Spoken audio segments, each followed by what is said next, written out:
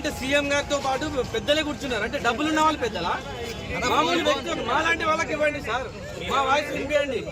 సినీ పరిశ్రమ అంటే ఎవరు సార్? సినీ పరిశ్రమ అంటే 50 నుంచి 100 కోట్లు 150 కోట్లు తీసుకున్న వాళ్ళు మాత్రమే అక్కడ సినీ పరిశ్రమ సార్.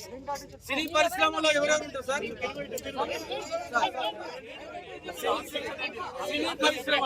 సినీ పరిశ్రమలో ఎవరు సార్?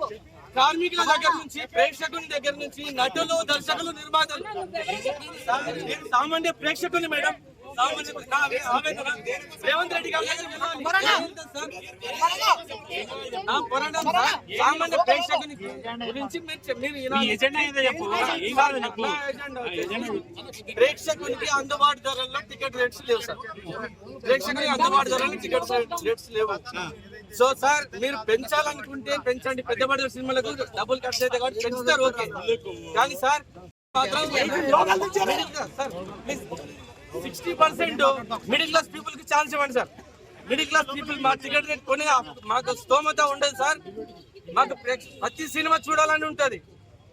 60% వరకు మాత్రం పెంచొద్దు. అప్పర్ క్లాస్ పెంచుకోండి, నో ప్రాబ్లం.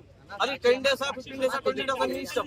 60% మాత్రం ప్రభుత్వ నియంత్రణలోనే ఉండాలి. ప్రభుత్వం మాత్రమే డిసైడ్ చేయాలి. మీరు 100 కోట్లు పెట్టి సినిమాలు తీసుకోండి, మాకు నో ప్రాబ్లం. బెనిఫిట్ షోల వల్ల కూడా మాకు నో ప్రాబ్లం సార్. బెనిఫిట్ షోలు కూడా పెట్టుకోండి, నో ప్రాబ్లం.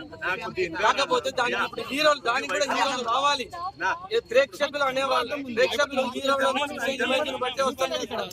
కానీ ప్రేక్షకులు తప్పు, సారీ హీరోలది మాత్రం తప్పు కాదు. హీరోలకు పర్మిషన్ తీసుకొని రండి, పోలీస్ పర్మిషన్ తీసుకొని రండి.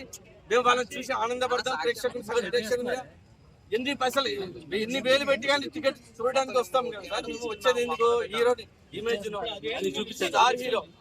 స్టార్ హీరోలు కాబట్టి వాళ్ళ సినిమాలు చూస్తాం సార్ మేము.